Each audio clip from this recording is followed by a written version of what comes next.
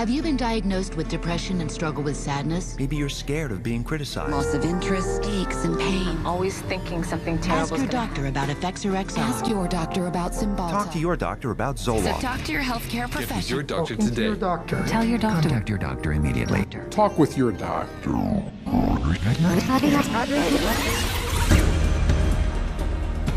Il y a plus de 40 ans, des psychiatres de renom se sont réunis à Porto Rico pour planifier le futur.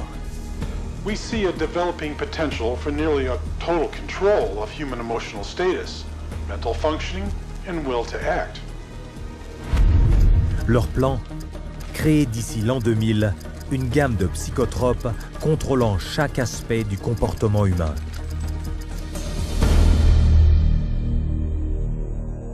I was diagnosed with depression and put on Paxil. ADD, and I was prescribed Ritalin. General anxiety disorder, prescribed Zoloft. Bipolar disorder, and I take lithium. PTSD, Zoloft. I was on Paxil. When they placed me on Zoloft. They gave me Adderall. I was prescribed Siptamil, Tegretol, Lexapro, Depakote, Stelazine, Adderall, Concerta, Orzine, Prozac, Lorazepam, Effexor, clonazepam, Ritalin, dexamphetamine, Paxil, Cylert, Prozac, Adderall, Elavil, Depakote, Wellbutrin, Seroquel, etc., etc. 100 millions de personnes dans le monde prennent des psychotropes. Comment en est-on arrivé là? Les psychiatres les ont convaincus qu'elles étaient malades. They want you to think you're diseased from birth, and that all those experiences of life, childhood and adolescence and teenage years and adulthood and being a senior citizen, that these are all various stages of disease. Because let's face it, we've all been depressed at one time. We've all been anxious at one time. These are normal emotions that we feel. Every emotional and spiritual problem is reduced to a label. And of course, all of those diseases require pharmaceutical treatments. This is big, big business. Tout en encaissant des revenus considérables, en prétendant être des professionnels de la santé, les psychiatres reconnaissent ouvertement que leur profession n'a aucun fondement scientifique. We don't really have any specific blood tests or other tests that are definitive for any mental illness whatsoever. It would be neat if it would become much more scientific. Well, if you go to my office and you tell me that you're depressed, there's nothing, and no blood sample or whatever, no tests. There are not current available tests to verify your diagnosis. I don't use any tests. You do not have a test to say, well, this is this disorder and this is the best medication for this disorder. For many years we thought we had the tests nailed down, but it turned out that they weren't of any value. If you don't know what's causing the symptoms, then to give somebody something to alleviate the symptoms is close to impossible. By the time a drug's approved and it hits the general population, we don't know even 50% of the side effects that are involved with that drug. And these pills cause heart attacks and liver problems and immune system problems and lots of other medical problems. So you're playing with fire. Chaque jour, on estime que les psychotropes causent des incidents graves. Et si les psychiatres et les firmes pharmaceutiques sont conscients du danger que ces psychotropes représentent, leurs patients, qui ne se doutent de rien, en subissent quant à eux les effets dévastateurs. Everything became worse. Each mood swing was worse. He would have chronic headaches, chronic, nausea, not feeling good. She was very agitated, very, very jumpy. She was having horrible hallucinations. Her personality was disintegrating. Once he started on that drug, the cloud just stayed over him and stayed over him and stayed over him. It got darker and darker. He thought there wasn't anything worth living to kill himself. That was not Matthew. That was the drugs. At least I would like to have said, I love you. I didn't get a chance to do that. Non seulement les psychotropes mettent en danger chaque jour des millions d'individus, mais ils tuent chaque mois près de 3000 personnes. Mais les pertes humaines n'auraient jamais été aussi élevées si les psychiatres n'avaient pas travaillé main dans la main avec les firmes pharmaceutiques pour promouvoir leurs médicaments auprès de médecins dans le monde entier. Aujourd'hui, 70% des psychotropes sont prescrits par des médecins généralistes. Comment en est-on arrivé là? Une question de marketing. It's about creating a good story that uses science, that convinces a physician to think about writing a prescription. This is not science. This is incredibly effective marketing. It has nothing to do with science. They use what I call statistical contortionism.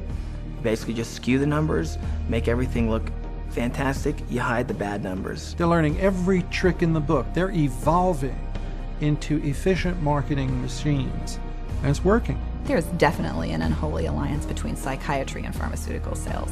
That's a marriage made in heaven. They're like conjoined twins. They're joined at the wallet.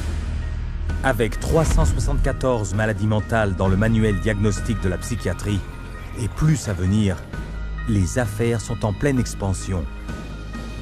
Les firmes pharmaceutiques ont élargi leur registre de psychotropes de 44 en 1966 à 174 aujourd'hui. Combinés, les 5 psychotropes qui se vendent le plus rapportent plus que le produit national brut de plus de la moitié des pays sur Terre pris individuellement. En tout, la psychiatrie engrange $1 tiers de billions de dollars par an. Comment en est-on arrivé là? C'est une histoire de tromperie qui peut être difficile à croire, mais qu'il est fatal d'ignorer.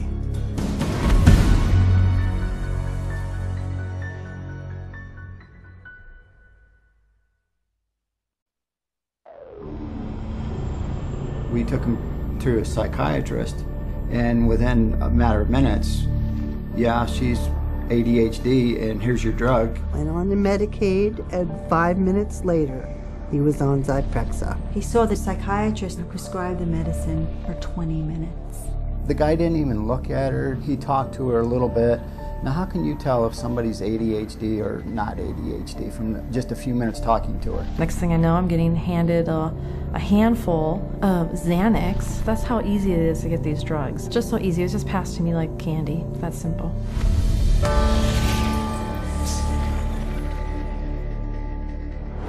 If a person were to walk in off the street, sit down with a psychiatrist, the chances of him being prescribed a drug before he were to leave the office, I would have to put it at 100%. Psychiatrists prescribe drugs.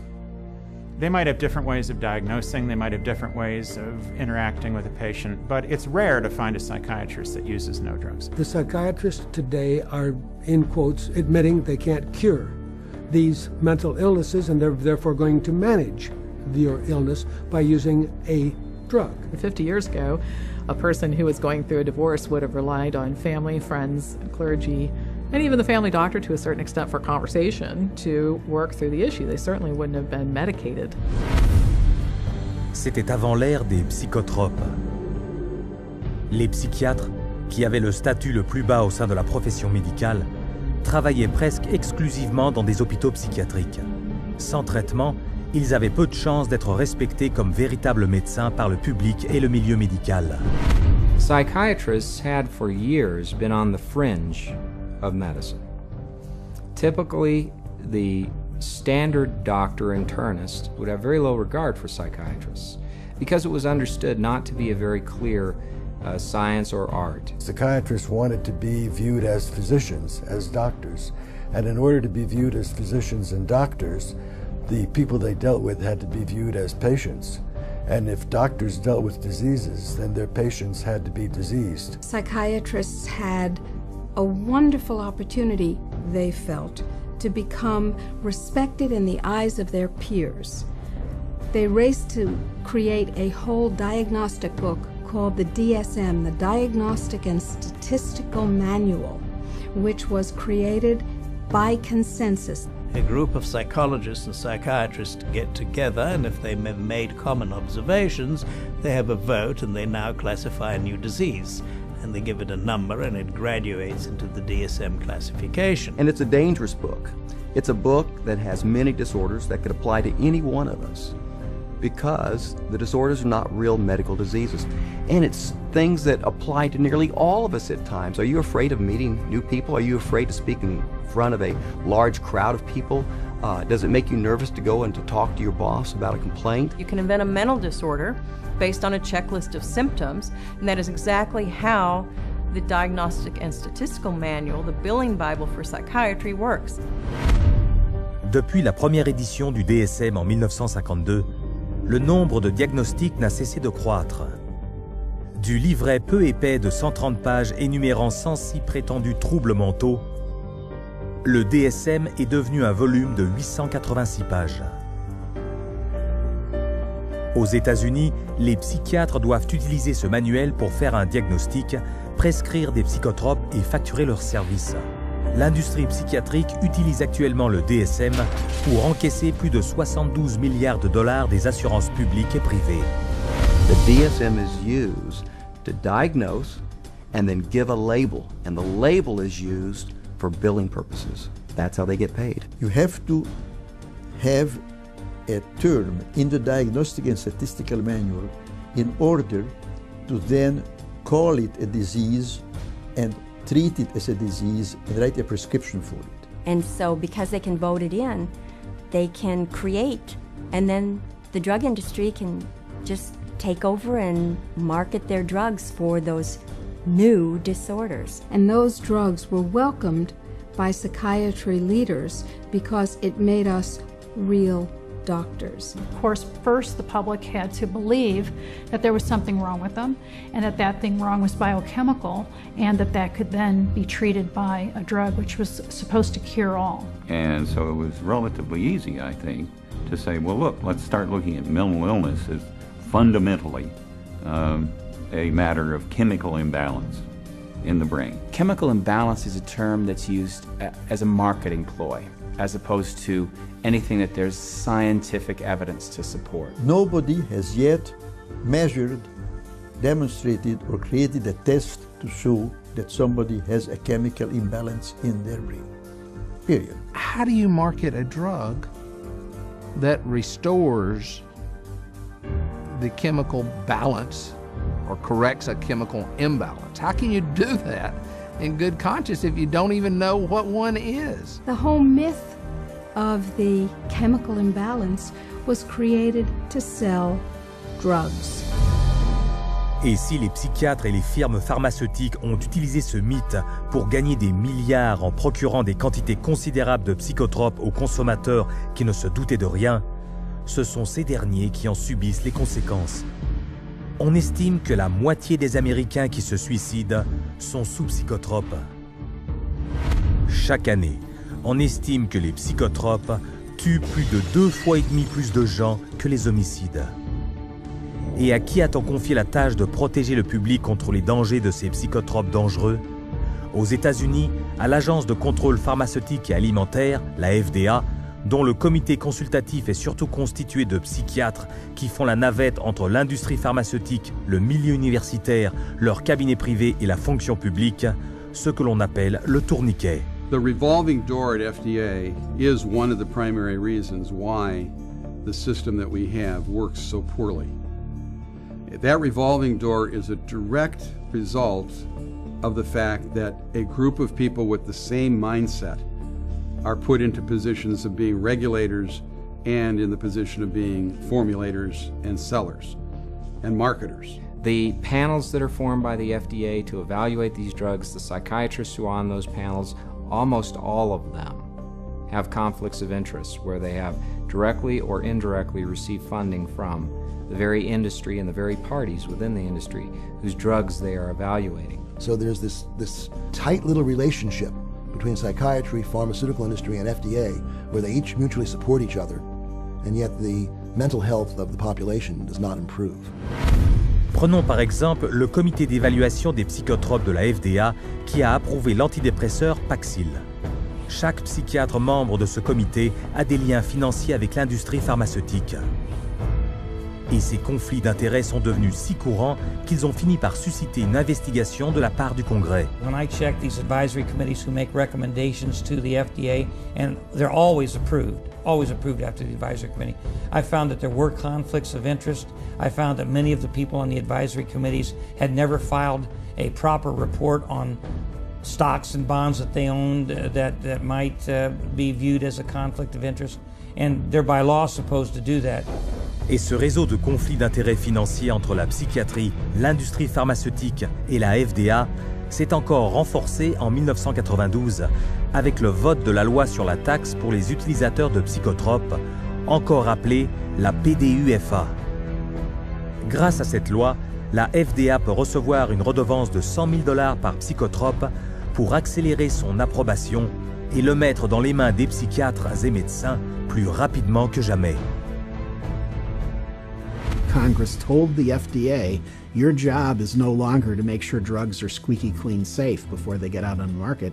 Your job now is to hurry up and get new drugs on the market faster. It acted to set the priorities of the FDA so that if there was a fee paid for a particular drug approval, it could be put on the fast track and rushed to market with less than the usual scrutiny that the FDA would give it.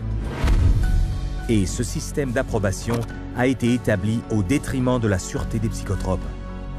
Depuis que la PDUFA a été approuvée, le temps passé pour évaluer un psychotrope est passé de 2 ans en 1992 à seulement 6 mois 4 ans plus tard, alors que le nombre de nouveaux psychotropes doublait. Une approbation rapide, bien que désastreuse pour la sûreté publique, permet aux psychiatres et à l'industrie pharmaceutique de faire des profits énormes, car plus vite un psychotrope est approuvé, plus vite il rapportera. Et les profits sont importants. Chaque jour, un psychotrope rapporte en moyenne plus de 7,7 millions de $. Le Zyprexa, par exemple, rapporte 12 millions de $ chaque jour. Et même si la FDA facture $1 million pour chaque nouveau psychotrope, cette procédure d'approbation accélérée est plus utilisée que jamais. If you look at the relationship between the FDA, the pharmaceutical industry, and the psychiatrists, there's some kind of game that they're playing there. And what is the game? Well, you could say it's money, definitely money. And when you follow the money, you realize that there is no money in health. There's big money in disease. That's why all you hear about is managing disease or treating disease. You don't really talk about curing disease. And so psychiatrists have become mainstream doctors in America. And that is because of the pharmaceutical industry. They can thank the pharmaceutical industry because they become mainstream and because they have a lot more money than they used to. And the drug industry can thank them because now they have thousands of soldiers in their army distributing these drugs to everybody. Du plus jeune au plus vieux, personne n'est à l'abri. N'importe qui peut se voir coller une étiquette correspondant à l'un des centaines de troubles factices inventés par les psychiatres, ce qui alimente une industrie pharmaceutique qui engrange des milliards de $. Et chaque jour, les psychiatres s'attaquent à de nouvelles proies. Comment s'y prennent-ils? Avec une autre étiquette psychiatrique.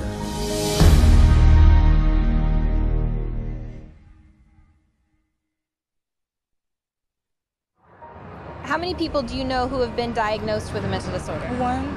With a mental disorder? 2. I'm sure a couple. I know a few. About 3 or 4 personally. Probably 4. Half a dozen? I'll say about 9. At least a dozen. I'll bet I could count 15. 20 that I personally know. My oldest son is diagnosed. My mother was diagnosed. Kid from my childhood. My friend, the next boyfriend. Just my grandfather and cousins. A friend of mine, friends. A sister, my neighbors. 2 friends, a girlfriend. A niece, 1 friend. My mother. All my friends, everybody I know.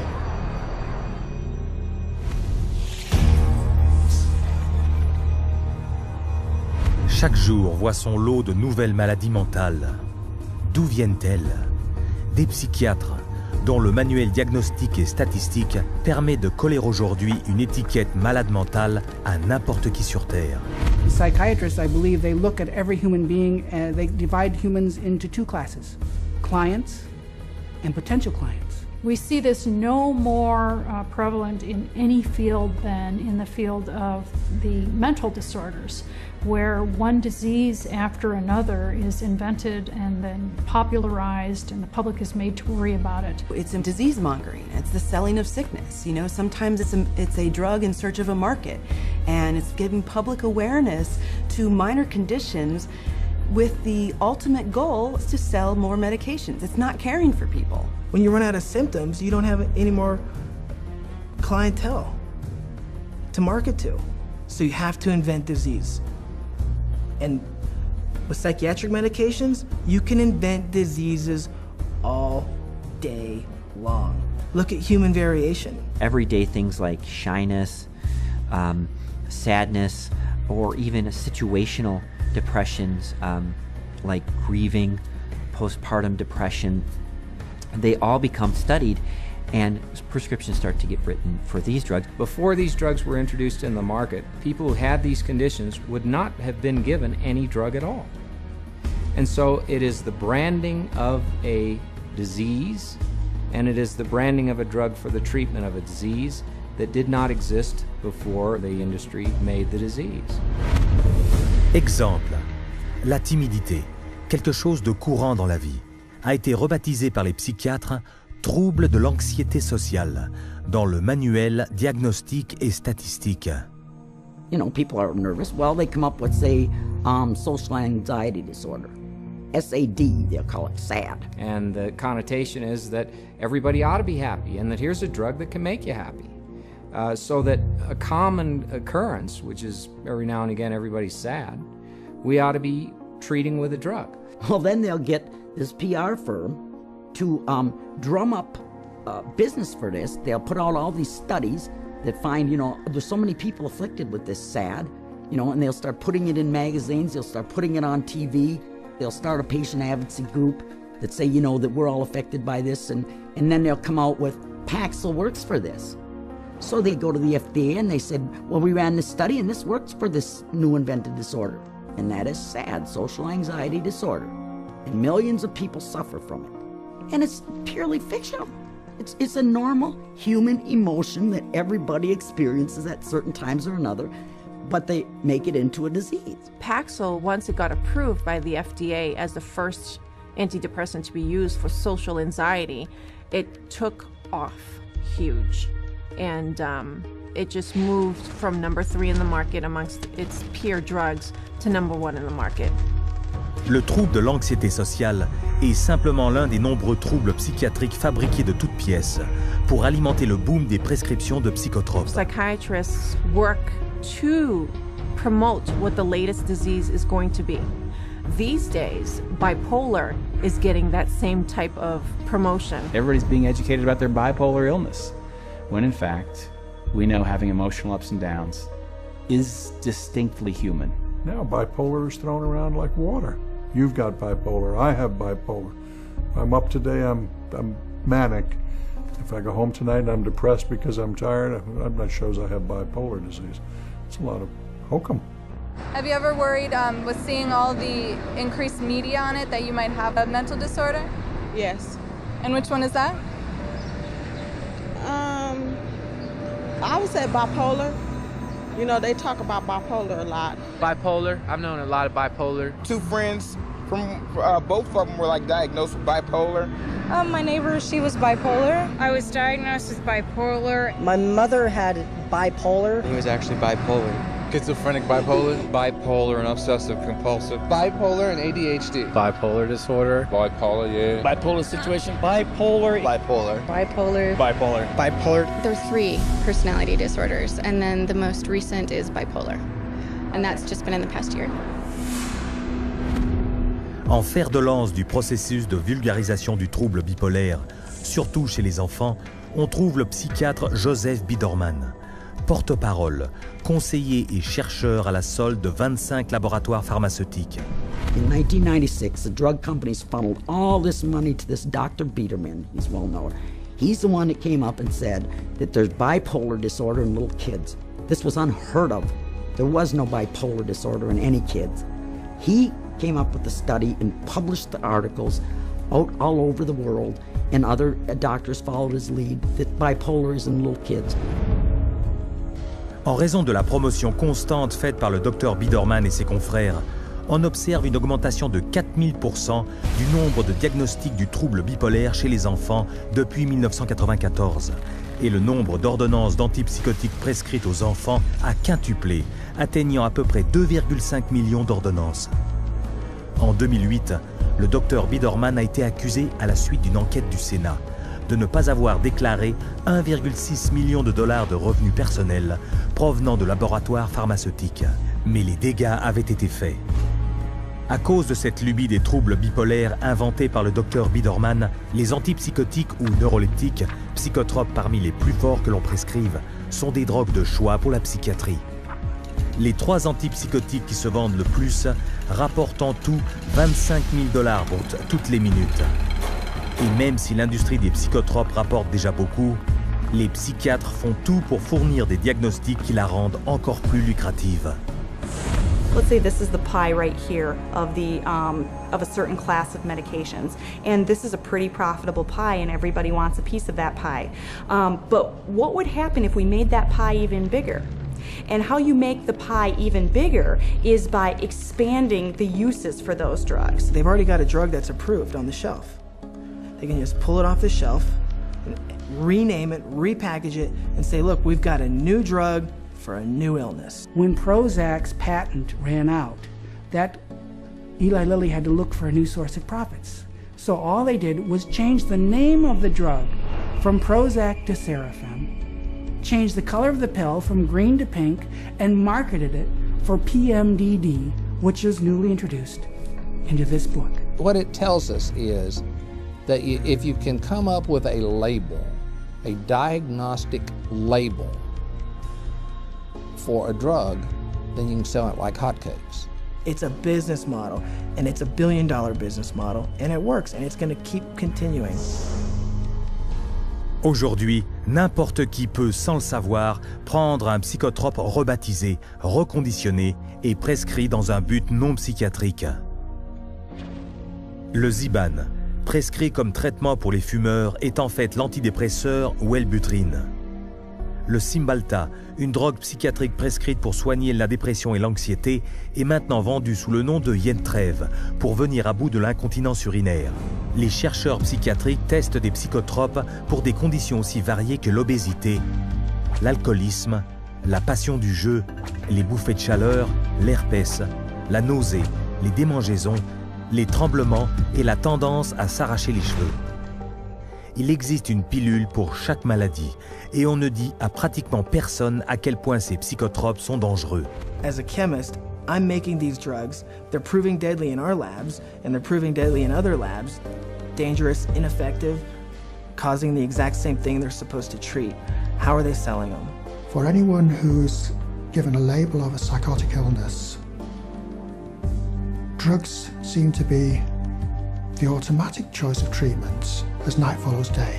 That's all psychiatry does. It's dominated by psychopharmacologists who do nothing but manage symptoms by dispensing pills. That's it. And they don't work. But the fact that they don't work works to the advantage of the drug companies and the psychiatrists, which means that you're not cured, which means that you're a patient for life, you're a customer, you're a client for life. And the worse your health gets, the more drugs you need. It's a great deal for them. We should all be up in arms about the way we're being treated by psychiatry today. This is a very dangerous industry that has gone so far overboard in inventing fictitious diseases and drugging our children and our population that I consider it to be engaged in crimes against humanity. Avec plus de 80 milliards de dollars rapportés par an par les psychotropes, il est impossible d'échapper à la vague de maladies psychiatriques qui submerge la société d'aujourd'hui. Mais derrière le marketing des psychotropes se cache un secret que les patients des psychiatres seraient choqués d'apprendre. Comment a-t-on testé ces médicaments et quels en sont les dangers?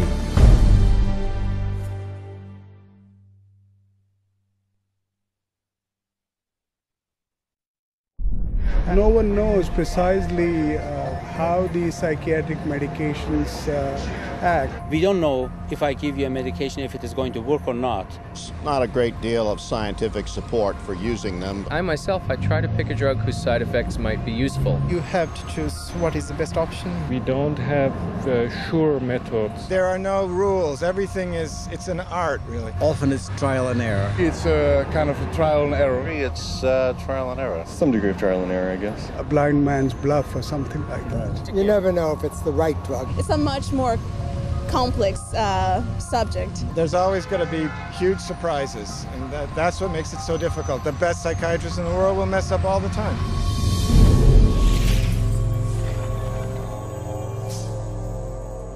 The American public is being treated as a mass medical experiment.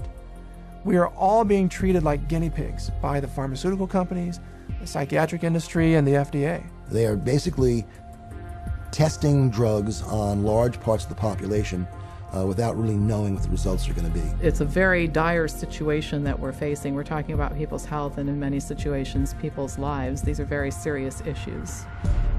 Comme toutes les substances chimiques dangereuses, les psychotropes sont contrôlés étroitement par les autorités dans le monde entier.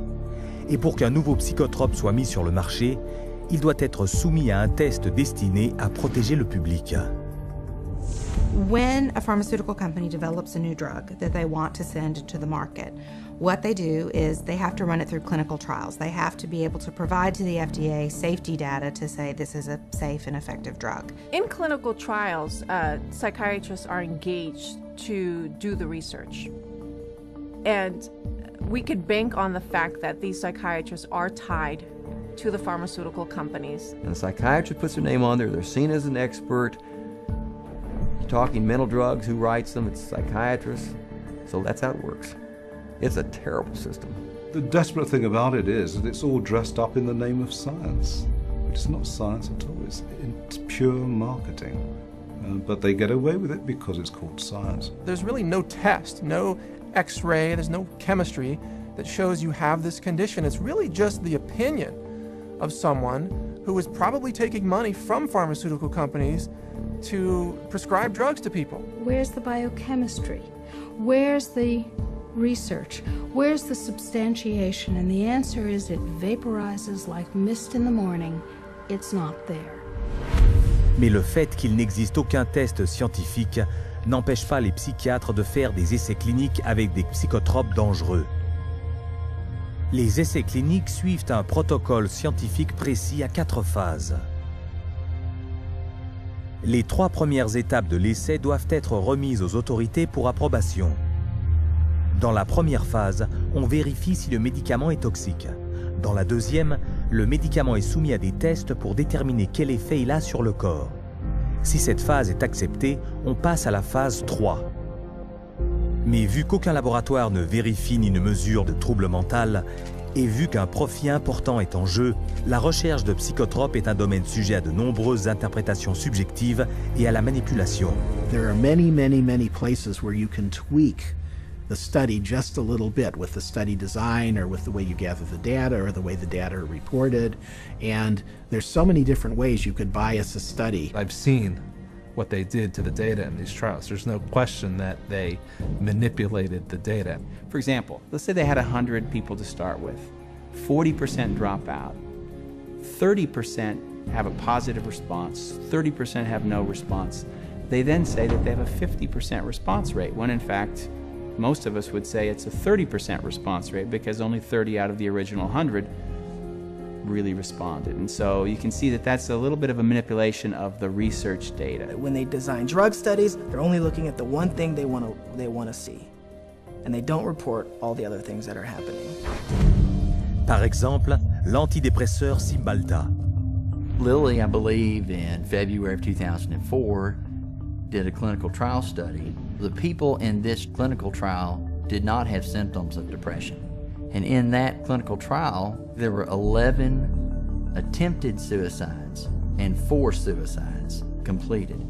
One of which was Tracy Johnson, 19-year-old college girl. She did not have any symptoms of depression, and yet this drug pushed her to commit suicide by hanging herself.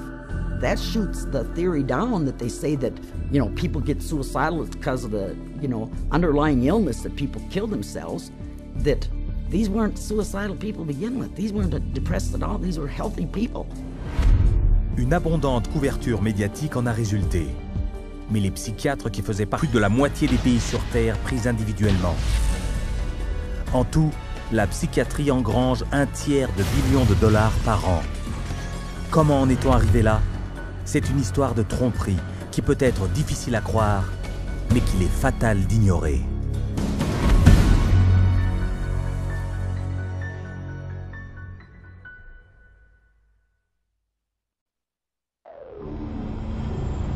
We took him to a psychiatrist, and within a matter of minutes, yeah, she's ADHD, and here's your drug. Went on the Medicaid, and 5 minutes later, he was on Zyprexa. He saw the psychiatrist and prescribed the medicine for 20 minutes.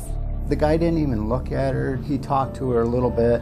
Now, how can you tell if somebody's ADHD or not ADHD from just a few minutes talking to her? Next thing I know, I'm getting handed a handful of Xanax. That's how easy it is to get these drugs. Just so easy. It was just passed to me like candy. That simple.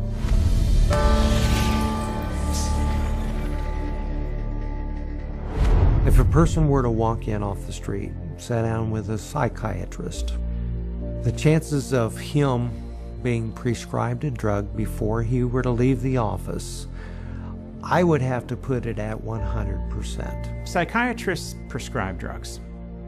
They might have different ways of diagnosing, they might have different ways of interacting with a patient, but it's rare to find a psychiatrist that uses no drugs. The psychiatrists today are, in quotes, admitting they can't cure these mental illnesses, and they're therefore going to manage your illness by using a drug. 50 years ago, a person who was going through a divorce would have relied on family, friends, clergy, and even the family doctor to a certain extent for conversation to work through the issue. They certainly wouldn't have been medicated.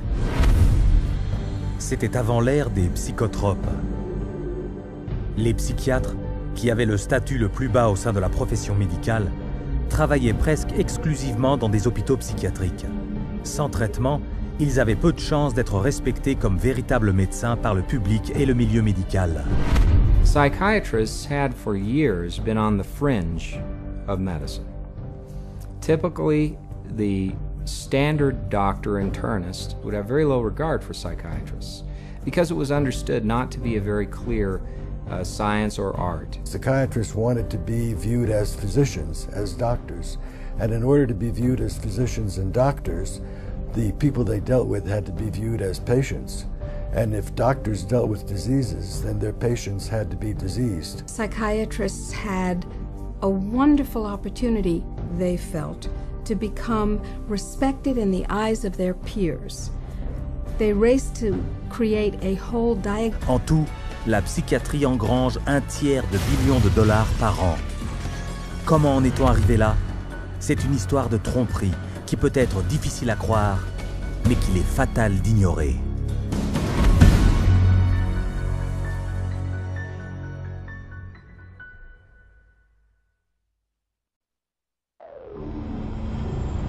We took him to a psychiatrist, and within a matter of minutes, yeah, she's ADHD, and here's your drug. Went on the Medicaid, and 5 minutes later, he was on Zyprexa. He saw the psychiatrist who prescribed the medicine for 20 minutes. The guy didn't even look at her. He talked to her a little bit. Now, how can you tell if somebody's ADHD or not ADHD from just a few minutes talking to her? Next thing I know, I'm getting handed a handful of Xanax. That's how easy it is to get these drugs. Just so easy. It was just passed to me like candy. That simple.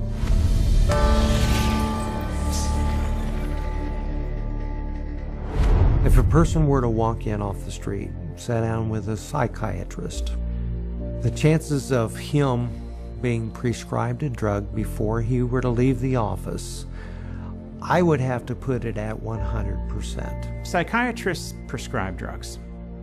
They might have different ways of diagnosing, they might have different ways of interacting with a patient, but it's rare to find a psychiatrist that uses no drugs. The psychiatrists today are, in quotes, admitting they can't cure these mental illnesses, and they're therefore going to manage your illness by using a drug. 50 years ago, a person who was going through a divorce would have relied on family, friends, clergy, and even the family doctor to a certain extent for conversation to work through the issue. They certainly wouldn't have been medicated. C'était avant l'ère des psychotropes.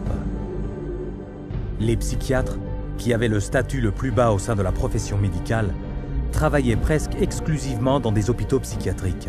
Sans traitement, ils avaient peu de chances d'être respectés comme véritables médecins par le public et le milieu médical. Psychiatrists had for years been on the fringe of medicine. Typically, the standard doctor internist would have very low regard for psychiatrists because it was understood not to be a very clear science or art. Psychiatrists wanted to be viewed as physicians, as doctors, and in order to be viewed as physicians and doctors, the people they dealt with had to be viewed as patients. And if doctors dealt with diseases, then their patients had to be diseased. Psychiatrists had a wonderful opportunity, they felt, to become respected in the eyes of their peers. They raced to create a whole diagnostic book called the DSM, the Diagnostic and Statistics. I consider it to be engaged in crimes against humanity. Avec plus de 80 milliards de dollars rapportés par an par les psychotropes, il est impossible d'échapper à la vague de maladies psychiatriques qui submerge la société d'aujourd'hui. Mais derrière le marketing des psychotropes se cache un secret que les patients des psychiatres seraient choqués d'apprendre. Comment a-t-on testé ces médicaments et quels en sont les dangers ?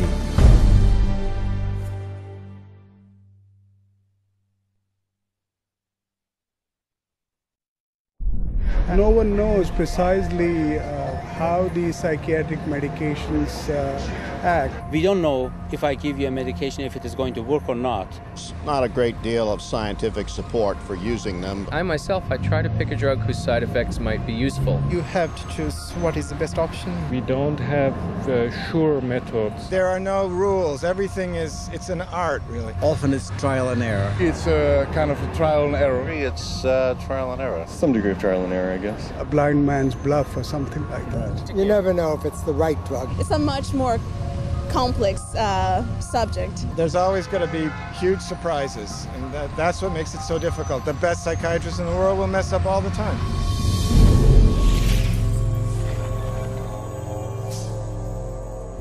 The American public is being treated as a mass medical experiment. We are all being treated like guinea pigs by the pharmaceutical companies, the psychiatric industry, and the FDA. They are basically testing drugs on large parts of the population without really knowing what the results are going to be. It's a very dire situation that we're facing. We're talking about people's health and in many situations, people's lives. These are very serious issues. Comme toutes les substances chimiques dangereuses, les psychotropes sont contrôlés étroitement par les autorités dans le monde entier. Et pour qu'un nouveau psychotrope soit mis sur le marché, il doit être soumis à un test destiné à protéger le public. When a pharmaceutical company develops a new drug that they want to send to the market, what they do is they have to run it through clinical trials. They have to be able to provide to the FDA safety data to say this is a safe and effective drug. In clinical trials, psychiatrists are engaged to do the research. And we could bank on the fact that these psychiatrists are tied to the pharmaceutical companies. And the psychiatrist puts their name on there, they're seen as an expert. Talking mental drugs, who writes them? It's psychiatrists. So that's how it works. It's a terrible system. The desperate thing about it is that it's all dressed up in the name of science. It's not science at all, it's pure marketing. But they get away with it because it's called science. There's really no test, no x-ray, there's no chemistry that shows you how. Diptamine, Tegretol, Lexapro, Depakote, Stelazine, Adderall, Concerta, Orazine, Prozac, Lorazepam, Effexor, Clonazepam, Ritalin, Dexamphetamine, Paxil, Cylert, Prozac, Adderall, Elavil, Depakote, Wellbutrin, Seroquel, etc., etc. 100 millions de personnes dans le monde prennent des psychotropes. Comment en est-on arrivé là? Les psychiatres les ont convaincus qu'elles étaient malades. They want you to think you're diseased from birth, and that all those experiences of life, childhood and adolescence and teenage years and adulthood and being a senior citizen, that these are all various stages of disease. Because let's face it, we've all been depressed at one time. We've all been anxious at one time. These are normal emotions that we feel. Every emotional and spiritual problem is reduced to a label. And of course, all of those diseases require pharmaceutical treatments. This is big, big business. Tout en encaissant des revenus considérables, en prétendant être des professionnels de la santé, les psychiatres reconnaissent ouvertement que leur profession n'a aucun fondement scientifique. We don't really have any specific blood tests or other tests that are definitive for any mental illness whatsoever. It would be neat if it would become much more scientific. If you go to my office and you tell me that you're depressed, there's nothing, no blood sample, whatever, no tests. There are not current available tests to verify your diagnosis. I don't use any tests. You do not have a test to say, well, this is this disorder and this is the best medication for this disorder. For many years we thought we had the tests nailed down, but it turned out that they weren't of any value. If you don't know what's causing the symptoms, then to give somebody something to alleviate the symptoms is close to impossible. By the time a drug's approved and it hits the general population, we don't know even 50% of the side effects that are involved with that drug. And these pills cause heart attacks and liver problems and immune system problems and lots of other medical problems. So you're playing with fire. Chaque jour, on estime que les psychotropes causent des incidents graves. Et si les psychiatres et les firmes pharmaceutiques sont conscients du danger que ces psychotropes représentent, leurs patients, qui ne se doutent de rien, en subissent quant à eux les effets dévastateurs. Everything became worse. Each mood swing was worse. He would have chronic headaches, chronic, nausea, not feeling good. She was very agitated, very, very jumpy. She was having horrible hallucinations. Her personality was disintegrating. Once he started on that drug, the cloud just stayed over him and stayed over him and stayed over him. It got darker and darker. He thought there wasn't anything worth living to kill himself. That was not Matthew. That was the drugs. At least I would like to have said, I love you. My mother was diagnosed. Kid from my childhood. My friend, the next boyfriend. Just my grandfather and cousins. A friend of mine, friends. A sister, my neighbors. 2 friends. A girlfriend. A niece. 1 friend. My mother. All my friends, everybody I know.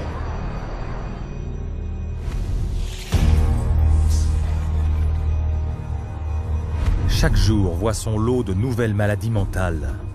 D'où viennent-elles? Des psychiatres, dont le manuel diagnostique et statistique permet de coller aujourd'hui une étiquette malade mentale à n'importe qui sur Terre. Psychiatrists, I believe, they look at every human being and they divide humans into 2 classes, clients and potential clients. We see this no more prevalent in any field than in the field of the mental disorders, where one disease after another is invented and then popularized and the public is made to worry about it. It's disease mongering. It's the selling of sickness. Sometimes it's a drug in search of a market, and it's giving public awareness to minor conditions with the ultimate goal is to sell more medications. It's not caring for people. When you run out of symptoms, you don't have any more clientele to market to. So you have to invent disease. And with psychiatric medications, you can invent diseases all day long. Look at human variation. Everyday things like shyness, sadness, or even situational depressions like grieving, postpartum depression, they all become studied and prescriptions start to get written for these drugs. Before these drugs were introduced in the market, people who had these conditions would not have been given any drug at all. And so it is the branding of a disease, and it is the branding of a drug for the treatment of a disease that did not exist before the industry made the disease. Exemple, la timidité, quelque chose de courant dans la vie, a été rebaptisé par les psychiatres trouble de l'anxiété sociale dans le manuel diagnostique et statistique. People are nervous. Well, they come up with, say, social anxiety disorder. SAD, they'll call it SAD. And the connotation is that everybody ought to be happy and that here's a drug that can make you happy. So that a common occurrence, which is every now and again everybody's sad, we ought to be treating with a drug.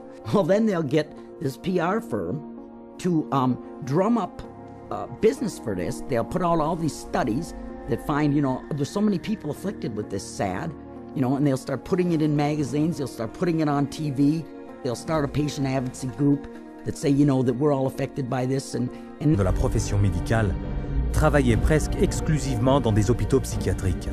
Sans traitement, ils avaient peu de chances d'être respectés comme véritables médecins par le public et le milieu médical. Psychiatrists had for years been on the fringe of medicine. Typically, the standard doctor internist would have very low regard for psychiatrists because it was understood not to be a very clear science or art. Psychiatrists wanted to be viewed as physicians, as doctors, and in order to be viewed as physicians and doctors, the people they dealt with had to be viewed as patients. And if doctors dealt with diseases, then their patients had to be diseased. Psychiatrists had a wonderful opportunity, they felt, to become respected in the eyes of their peers. They raced to create a whole diagnostic book called the DSM, the Diagnostic and Statistical Manual, which was created by consensus. A group of psychologists and psychiatrists get together, and if they have made common observations, they have a vote and they now classify a new disease. And they give it a number and it graduates into the DSM classification. And it's a dangerous book. It's a book that has many disorders that could apply to any one of us, because the disorders are not real medical diseases. And it's things that apply to nearly all of us at times. Are you afraid of meeting new people? Are you afraid to speak in front of a large crowd of people? Does it make you nervous to go and to talk to your boss about a complaint? You can invent a mental disorder based on a checklist of symptoms, and that is exactly how the Diagnostic and Statistical Manual, the billing Bible for psychiatry, works. Depuis la première édition du DSM en 1952, le nombre de diagnostics n'a cessé de croître. Du livret peu épais de 130 pages énumérant 106 prétendus troubles mentaux, le DSM est devenu un volume de 886 pages. Aux États-Unis, les psychiatres doivent utiliser ce manuel pour faire un diagnostic, prescrire des psychotropes et facturer leurs services. L'industrie psychiatrique utilise actuellement le DSM pour encaisser plus de 72 milliards de dollars des assurances publiques et privées. The DSM is used to diagnose and then give a label, and the label is used for billing purposes. That's how they get paid. You have to have a term in the Diagnostic and Statistical Manual in order to then call it a disease and treat it as a disease and write a prescription for it. And so because they can vote it in, they can create, and then the drug industry can just take over and market their drugs for those new disorders. And those drugs realize that there is no money in health. There's big money in disease. That's why all you hear about is managing disease or treating disease. You don't really talk about curing disease. And so psychiatrists have become mainstream doctors in America. And that is because of the pharmaceutical industry. They can thank the pharmaceutical industry because they become mainstream and because they have a lot more money than they used to. And the drug industry can thank them because now they have thousands of soldiers in their army distributing these drugs to everybody. Du plus jeune au plus vieux, personne n'est à l'abri.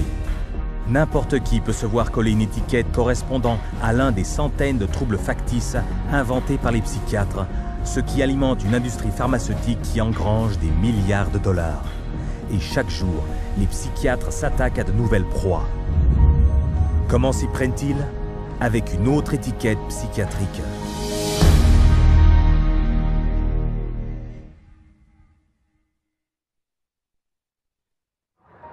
How many people do you know who have been diagnosed with a mental disorder? One. With a mental disorder? 2. I'm sure a couple. I know a few. About 3 or 4 personally. Probably 4. Half a dozen? I'll say about 9. At least a dozen. I'll bet I could count 15. 20 that I personally know. My oldest son is diagnosed. My mother was diagnosed. Kid from my childhood. A friend and ex-boyfriend. Just my grandfather and cousins. A friend of mine, friends. A sister, my neighbors. 2 friends, a girlfriend. A niece, 1 friend. My mother. All my friends, everybody I know.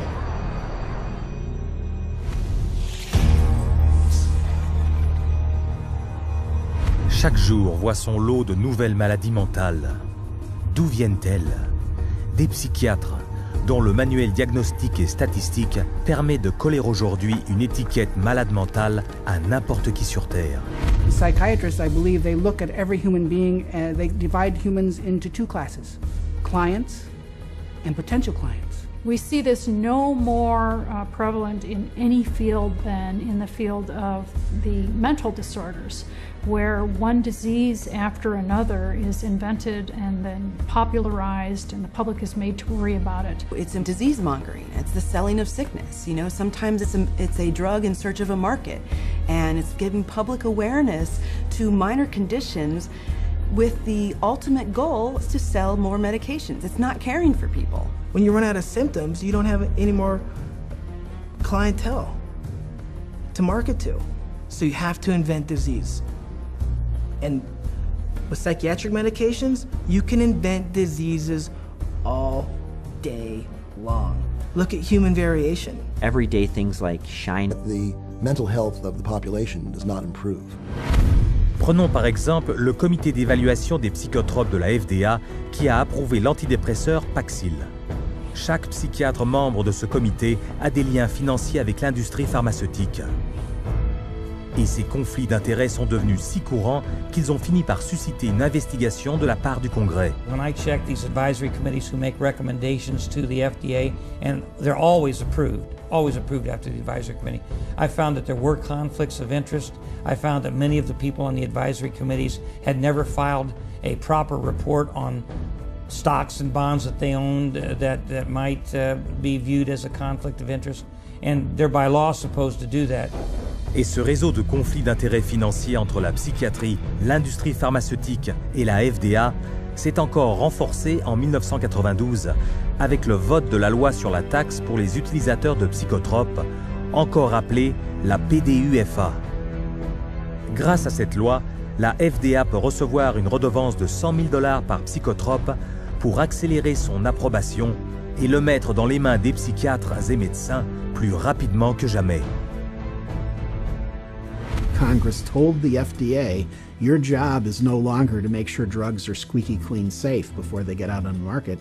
Your job now is to hurry up and get new drugs on the market faster. It acted to set the priorities of the FDA so that if there was a fee paid for a particular drug approval, it could be put on the fast track and rushed to market with less than the usual scrutiny that the FDA would give it.